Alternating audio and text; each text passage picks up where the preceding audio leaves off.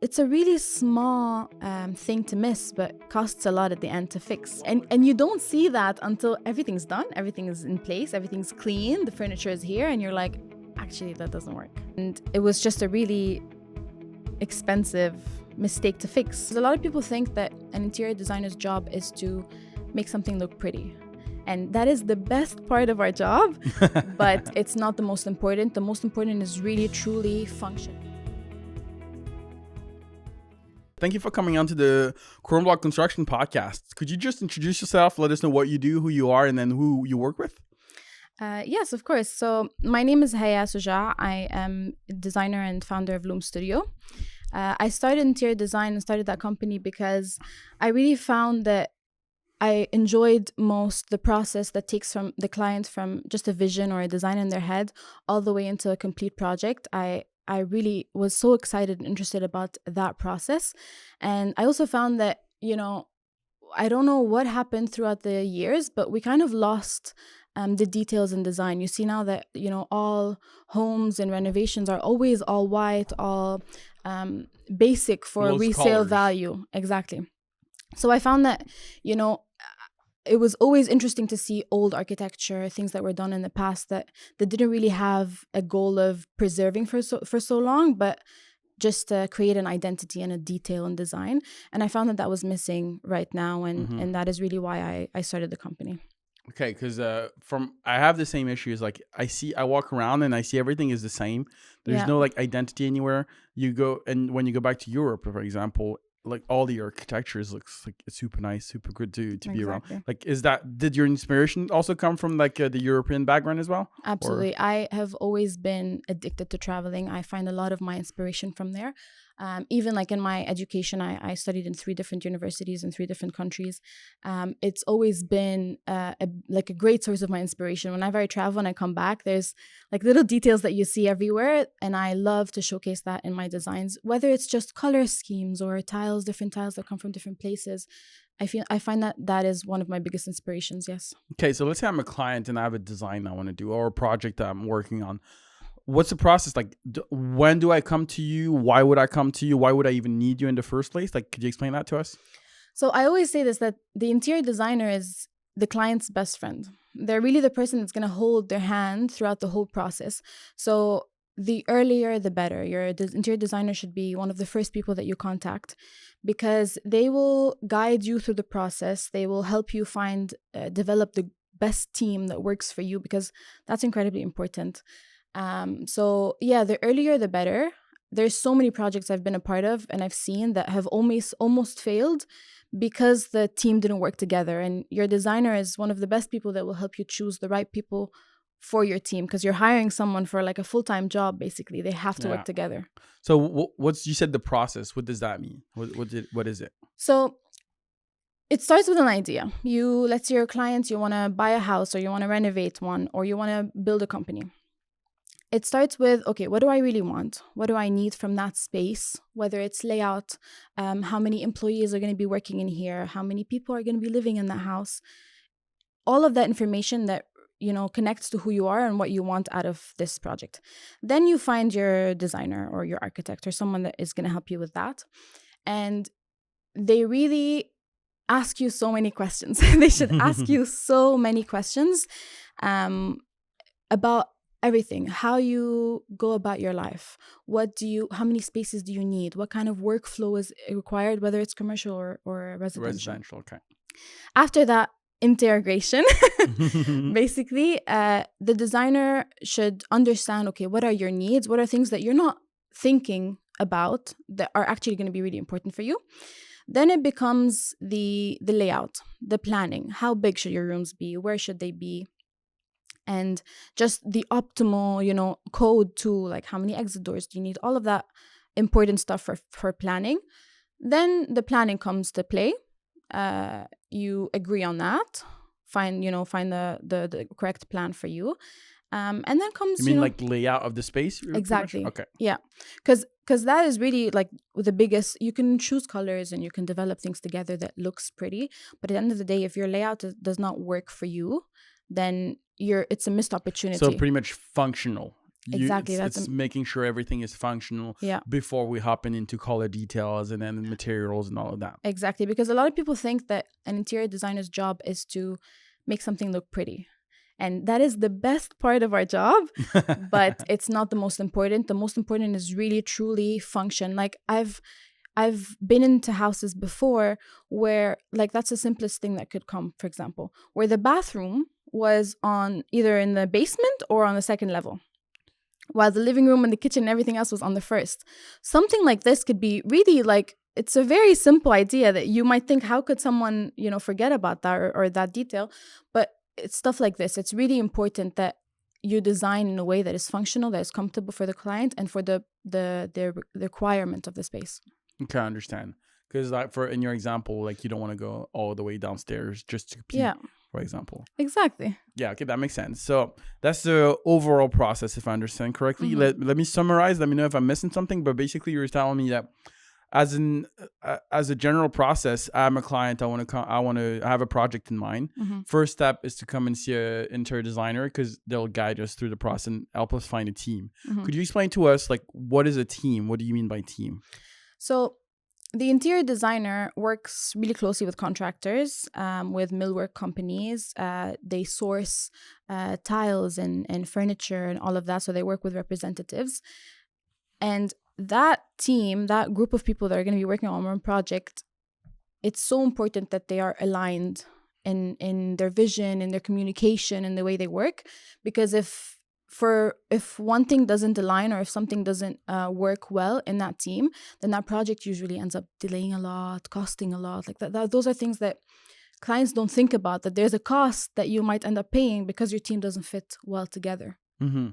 So because I have this I've been talking about that a lot lately even in the previous episodes, is I like the design build approach, meaning that the construction crew plus the planning crew, meaning in my head planning crew is interior designers, architects, engineers. So all that team is selected early on the process. That way everybody talks to each other, everybody works together, and then everybody gives their input, because the electrician has a lot more information, a lot more experience in electricity, might give input to the planning crew, and then it makes a cohesive design and a cohesive plan so that it's easy and goes quickly in the execution because everybody's familiar with it, everybody knows what they have to do. And then that's why I like this approach. Is that what you were talking about? Is that what you're recommending? Exactly. And what I mean is that your designer has worked with a lot of contractors and has worked with a lot of, all those other professionals, and they can advise you into the correct choice for your team or the person that actually would work with your project best. So that's why I'm saying your designer can guide you through that too, because they have experience with other professionals and they know their quality of work and all of that they can help the client choose that team. Okay, I understand. And then you're saying you do a little bit of more residential and then a little bit of commercial as well. Where would you work exactly? Like, let's say I'm a client, I want to reach out to you, but am I in your area of work, or where do you work exactly? So most of my clients and most of my work is in the region in Montreal. I do work with like around the world online kind of projects, but that I would need to work closely with a contractor for, someone on site that's like can tell you, okay, this is the reality of the space. Exactly. With those projects, however, I don't recommend like the guidance option of taking the client throughout the whole project. It would be more of like a design, layout, function, all of that, but you would rely on your contractor to spot the things that need to be changed or walk through to the final. So what kind of services do you offer exactly? So that, because it seems there's different types of services. Exactly. So the basic one, the best one that you can have is the one where you have the design process, all of it, from layouts, the function to furniture and materials and all of that, but then also project organization, basically. So I would look over millwork plans, I would talk to your trades, your tile companies, all of that, and then I would stay till the end of the project, till the turnkey point where everything's done and it looks exactly how you want it to look. That is the option that I would recommend the most, because you get the most out of your money. You make sure that what you've been paying for and what you've been planning is actually delivered exactly how it should be. But then I also do a bit of smaller packages where it's just, let's say, layout or design taste, for example, where you're choosing the materials, you're choosing a bit of the layout, but then a contractor needs to really focus on like the spacing and measurements and all of that. That would be a bit of a smaller package for someone, let's say, that lives abroad or is hard for me to get to. Okay, I understand. So that way you could actually get to help people all around. Exactly. With the smaller package, but it's better in person, so that way you could track everything. Exactly. And there are some areas that, you know, I could travel to. Like I've been talking to a client in Boston, for example, that's pretty easy, you know, it's pretty close, travel to. Exactly. So things like that. If I can get to you, then I would recommend that package. If I can't, then it's more of like the design style and the voice of the aesthetic. Okay. And then let's say we're ahead in the process and everything. Like, who orders the materials? Who orders what? Like, what kind of questions do you ask also the contractor? How do you choose a builder to make sure it's a fit for X, Y, and Z project? So it really depends on their previous work. If I've been in a project with them before, things that I think are good at, like there's a couple of contractors I know that are really fast, really quick, but maybe if I want something a bit more quality, there's someone else that I would talk to. It depends on what is really required for the specific project.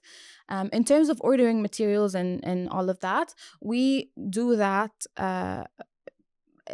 as part of the package, because it just is. Sometimes the client doesn't understand what really they're ordering or how do they order it. So there's a lot of things that we end up ordering. Even with furniture, for example, we make that order ourselves. We track all of the delivery dates. We make sure that, you know, the day that you're finally decorating everything and everything's done, we make sure that everything has been received. We have everything. We're not missing anything. That kind of falls into organization, which makes it easier for us to order all of that. Okay, so that's our project planning, and you make sure we don't lose time through the construction because we haven't ordered enough of the ceramic, enough of the flooring. Exactly. Okay, and then do you what kind of mistakes do you typically see happen in terms of construction, even in design? Let's say in pre-construction and the design. What kind of mistake do you see clients making, or even like making the process of doing the design? There's a lot. It's actually really interesting because there's a lot of, and you know this, there's a lot of really small details that end up being missed on plans or not focused on enough. There's really, like, for example, I had an issue before where the client had purchased a stove, like electro equipment, and that wasn't like they had chosen that themselves, or it wasn't existing. I actually forget what it was exactly, but the design had gone through with a depth of cabinet in mind that is basically standard. Okay, I understand. And that kind of stove had two ways. So you had like 24 inches deep for your thing? Exactly. Okay. And that kind of stove had two ways of implementation, either a flush finish or like the normal basic one where it's a bit extruding. After the design has been done, renovation has been complete, millwork finished everything, the client then goes, oh no, I actually want it to be flush. Yeah, but then you have to add 2 inches to your... Exactly. And with that design, it can either be just removing everything, pushing it in front a little bit, but in that specific design, there was like an L-shaped... oh no. Yeah. And I wasn't working, like I wasn't lead designer on that project at all. I was just supporting at the time. And it was just a really expensive mistake to fix. Oh, so they did fix it? Yes. The millwork company, actually, one of the best millwork companies I know, they ended up fixing it. But like something like this could be really... That's the advantage of working with a good team and a cohesive team. Exactly. And you know, the designer should have asked more questions, should have, you know, been more diligent in understanding, okay, what exactly are you purchasing for your stove? How do you want it to be fit? Are you aware that there's two options? It's a really small thing to miss, but costs a lot at the end to fix. So once you see it, if you see it in the planning stages, it's cheap to fix in the planning stages. Exactly. But if you do it during construction, then you're screwed. Of course. Because there's so many things that have happened beforehand that you've already done the work for them. Exactly. That would mean that you have to cancel, like you've made the work. That means then you have to undo the work you've already made and then redo work because of overseeing something in the planning stages. Exactly. And that means, more material that you need to purchase, more labor, because now you're, instead of it being a job for like 4 days of on-site, now it's, 8 days on-site. You've doubled that cost. There's a lot of things that go into small details. Even let's say it's 4 days, you've done it already. So then you have 2 days to undo it and then another 4 days to redo it. Exactly. And then you have the delay of lead times because you have to reorder stuff. So maybe your 4 days turn into like 20 days. Yeah, exactly. There's another thing, for example, and this is just to show you how small and minor those details could be. For example, I've heard about this actually from a designer, where they had chosen the perfect shade of green tile. And it fit really well with their design. Everything was great. But in their specifications for the contractors, they didn't specify exactly what tile they wanted. So then the contractor went and chose something that was incredibly similar, but just not quite that shade. Yeah, and then you throw everything off just because of the color. And you don't see that until everything's done. Everything is in place. Everything's clean. The furniture is here. And you're like, actually, that doesn't work. Oh, no. So things like that. What happened then? I heard that story, but I don't know how that was resolved. I hope that they changed the tile because, but yeah, things like that are incredibly small that your designer really needs to understand where to focus on, where to look at in plans and in projects. So if I understand correctly, your role as a designer is to make the process pain-free for a client, make sure their money goes where it needs to go and not wasted through mistakes, and make sure that we're not like, oh no, we could have done this, but we didn't because we didn't plan. Exactly. Okay. And then, let me think, because I have something. Yeah, go ahead. There's also one of actually the biggest kind of conversations that you have with your designer is budget. And I'm pretty sure that you also have the same thing. Most clients, I find, have an idea of what they want and a budget that just doesn't relate. Yeah. And, a good designer, their responsibility is to spot that early on. Exactly. Understand, okay, where are we going down? Where are we going up? How are we going to balance this out? And then things that, for example, let's say you want like a full wall of marble. Okay, maybe your designer can understand, okay, we can take away from this, or we can specify a different kind of material that helps bring that to your budget, but with the exact same look that you were expecting. Okay. So that's also really good. So value engineering. Exactly. Like, okay, I understand. So yeah, that brings the questions to me is, how do you make sure, or how do you approach it when, okay, let me say it that way. I've had clients do plans that they can't afford, but they've already spent the money with the engineers or architects or interior designers. How do you make sure that doesn't happen with your clients? So actually with that, there's, I find that there's a lot of times where clients end up bringing their budget back up. It happens a lot with me. I don't know if you've seen that too. Oh, 100%. Yeah. It's always more expensive than you think, especially when you've not done construction before. Exactly. And you always think that, okay, I'm going to cut costs here and there. But then you realize like you're already paying so much for something. You don't want to. Exactly. You don't want it to be not exactly what you wanted. Mm-hmm. So it's actually a really hard thing to do. But it's important that the designer asks enough questions and understands their client so much that they can spot, okay, this is something that's obviously important to them. This is going to cost them a bit more. Here's an honest conversation. Look, this doesn't align with your budget. Is it really that important to you? Do you want us to maybe switch it up for something else or something similar? And then you have to address that early on. Because when I have a client that has a fairly small budget and is expecting full marble, full, the best tiles from Morocco and all of that, there has to be kind of from the beginning early on. I can't tell them, yes, you'll have that. I have to understand, okay, this is going to cost you a bit more. We have a different replacement that I've worked with that is really nice, similar to that tile, but it's not quite as expensive. Or there's like other options. We can do ceramic or like other things that we can do instead of your dream material.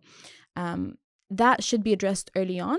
If that is addressed early on, the client understands. And then in their whole process, they understand that, okay, things actually have a budget and they have a price that I'm not really that familiar with, but I have someone that I trust that knows. Okay, I understand. Then what kind of questions do you see coming often to you from your clients? A lot. How much is that going to cost is a big question. I always find that. And question. how do you give them a answer they can trust? I try to establish from the beginning that, I'm working for you. I'm working with you. My goal is to get what you want at the best price possible. So I try to build that trust with them and tell them, look, like, this is going to be quite expensive. I can go and try to find alternatives. I can provide you with prices that, like a variety of prices that you can choose from. And then as long as I give that client and that person all of the options that they have, and then they can better choose something that fits them, to me, I find is the best really way. It's how I would want my designer to be treating me. I want to have all the options. I want to understand what my options are, and then be able to make an informed decision of what's best for me, instead of later on being like, oh, that was actually expensive. I thought you knew. You know what I mean? Sometimes that ends up happening. So setting proper expectations for your clients. Exactly. It's incredibly important. And when I work with my clients, I make sure that they understand that I am trying to find all the solutions and all the materials or all the ways possible to get you that for a little bit less, so that they have all the information. I can understand. Well, actually, one thing we've built here at Cromebloc to help everybody in the pre-construction process, especially designers and architect, is for the pricing mostly. A lot of the time, especially when we're early on, let's say 30% or 50% completion of the plans, the issue we have with that is that there's a lot of choice that are undecided. So we've built on ChatGPT. We built a GPT that we break down the project into divisions, so lots. Like we always need in a construction project, you always have different professionals or different trades that come in. That would be, you come in typically with demolition, then you have your interior system guys. So that would be your structure of the walls, like your studs. Then you have your drywall. Then you have your plaster, all of that. Then we bring in like electrician, plumbers, all of that. So I break down into all the subcontractors that I will need. I use a GPT to help me through with that so that it goes quicker.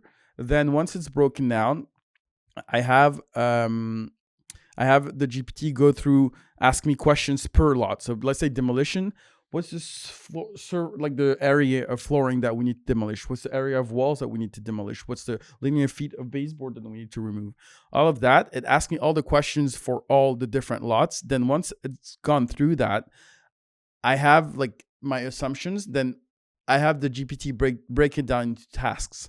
So that way, once we're pricing something, let's say we go for plumbing division, at least we know, okay, this is the task that we have to do, and these are the assumptions that we're making instead of the material. So when I give you a price, okay, this is the basis I've chosen. So that way, if I choose this toilet, it might, the delta in pricing. So I make all the assumptions in terms of materials and labor, so that way okay, that's how long it's going to take, and that's how much he is budgeted. And if I tell my clients, okay, we're going to have, so this toilet that's $200, we're going to take this toilet that's maybe $600. At least, okay, it's going to be $400 more expensive. And this more expensive toilet might take an hour more to install, let's say. And at least your client knows you have a baseline to work off of. And then when you make a change, like how much it's going to cost. So that's something we've added to help you guys in pre-construction, with the budget and the client, so that you have something concrete to base your estimates off of. And that's how we like to help our designers and architect in the pre-construction, so that we have a price, something to tell you, okay, this is going to be more expensive because this is the basis we started from, and then this is going to be more expensive because we chose an X, Y, or Z. So that's how we help you as well. That's actually really helpful and really important, because you, even like as a designer, you have an idea of how much things are going to cost, but at the end of the day, it depends on the contractor that you're working with and what they see. So it's always, really nice to have a contractor that is clear and precise, like this is exactly what you're getting, this is what you're paying. So I appreciate that a lot, actually. Another thing as well that we do is, since we're breaking down into tasks, we're able to break down the task, each task, and the way we know how long a task is going to take is we take the productivity of the thing. So let's say we have a wall. we know roughly how long it's going to take per linear feet of wall, how long it's going to take per hour, let's say. So I take this, then I multiply it by a complexity factor. So that way I know, okay, it might take me 3 hours for this surface of wall. And then I know I don't forget about, okay, the guys have to come in, they have to take their tools out of the truck. So it's mobilization time as well. So I'm able to break it down into tasks per lot that I've defined. A lot is electrician, plumber, etc. I'm able to break it down into tasks, and then from that I'm able to make a schedule, because I know each trade is going to take X, Y, Z in time, and I know maybe X is this trade and this trade, they could overlap a little bit. So I know my schedule, so that way you know the schedule, everybody knows the schedule. It's broken down, so it's like it's clear, and we understand like it's going to take this amount of time. And I'm also able to be like, okay, there's holiday here, holiday here, holiday here. So be careful, because you're planning maybe 2 months, but maybe you have the construction holiday in the middle of it. So it might be 3 or 2.5 months, because construction and holiday could be even 3.5 months instead of 2 months, because 2 weeks of construction holidays, and then people are rushed at the beginning, and then they start later afterwards. So that's also something we like to give planning teams we work with as well. What happens when because plans are really great, and that overlap is really important to account for, but sometimes, especially like peak seasons and stuff like that, I find that, what happens if you demolish the wall and you realize there's something a bigger issue that you really need to focus on before rebuilding another one? How do you then manage that expectation with clients or designers? So we have a change order process that's really clear and straightforward. Every time we see something that's, let's say we couldn't have planned for that because we don't see behind the walls. It's a change order that we call that. And basically what we do, we use Procore as a project management software. And the way we handle it is we come see the client. First of all, we document the issue and we find a solution. I don't come to people with a problem and no solution, because what's the point? Like, why did you hire me if I don't come to you with a solution? So to handle the change order process, we document the issue. Then we send them a document through Procore. It's a change order document, and then there's like all the details, all the changes, impact on the schedule, how long it's going to add to your schedule, if any time added to the schedule. Then we send them, okay, this is how much it's going to cost, and we discuss if it makes sense or not, and then we sign the change order, and then we move on to the work. So that's how it's handled. It's documented and everything. Even though it costs more, at least there's a reason why it costs more, and it's documented. Okay, change order, why? Because X, Y, and Z. We have the proof, we have the pictures, we have the documented area. This is how we noticed it, and that's pretty much how we handle change orders. That's what we call them. And there's also, in the process, there's always questions in the process. Again, through the project management software we handle, it's called RFIs, request for informations, and we handle that through that as well. So that way, the communication with the teams and the clients, because the idea is we want the clients to be aware of what's going on. It depends on the types of client, because some clients are like, okay, you just handle it and then let me know once it's done. And then if there's like issues, I just want to know the issues, and then it's fixed, and then that's it. So we want to make the client feel at ease, and we want, basically what we're selling is peace of mind. Yeah. We're just handling all the issues, and through experience, we're able to anticipate issues that are coming up. That's why we like planning, because we know issues are going to come up. We want to figure those issues out in the planning phases, so we are able to anticipate them during construction, and we don't hit roadblocks, and that cause delays. So that's pretty much what we do. That's actually important, because I always say that, the client has hired you, you're doing your full-time job doing this project. The client most likely has a full-time job. They don't have time to actually worry about. So it's actually really nice that, you think of the solution, even if the client accepts it, you immediately like get on it, and then you tell them what's going on. That's why we want to work with designers, architects, engineers, because we also are engineers, by the way. We do pre-construction, so mechanical engineering, electrical, civil, structural engineering. We do all that in-house as well. But the reason we like to work with a pre-construction team is that, especially early on, so a design-build project, the reason we like that is because, as I said before, we have everybody in there, everybody that will be working on site, and everybody that's doing the plan are collaborating. So there's not blame thrown all over the place, because everybody has participated in the design. So everybody's like has some kind of ownership through the design. So it just helps the process go way smoother. So that's the way we like to approach the work as well. That's nice. And then is any other issues you've seen throughout your career as interior designers with clients? There's a lot of it's a typical process where a designer would allow 3 design changes, 3 iterations of Revisions. revisions. Yeah. Yeah. A lot of clients don't understand that. They think that, you know, at the end of the day, we want to be helping the client to the best of our abilities. Yes. And we don't want to be rushing something because, you're running out of time or you're running out of budget. So when, there's a client that is just not sure of what exactly they need, I always try to go back. It's a bit, going backwards. It feels like going backwards, but I always try to bring that questionnaire again, start asking the questions. Okay, why are you now interested in this design change and not this one? Like, why do you want to add this feature now last minute when you know it's going to cost you a bit more and all of that? And usually clients, they end up rethinking their choice. Okay, actually, what we had talked about initially was the best for me. I was just, too excited, because I had a client once who was always on Pinterest, and I love Pinterest. I love it so much. But they would, we would agree on a design, and 2 weeks later they'd be like, actually, I want to add this feature because I saw it on Pinterest. And it's that kind of problem. The best I find solution wise. Yes, blah, remove it, delete the app. No, but it's really just conversations again, talking to them. Okay, this is what we had talked about. This is why you decided not to go with this. And then they usually end up remembering. So basically your responsibility or role is to keep them on track with their goals that you've tracked early on.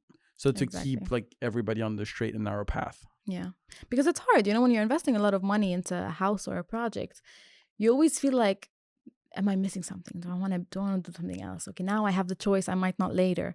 So I understand this from a client's perspective. And like, they're paying so much for something, they want to make sure that it's exactly how they want.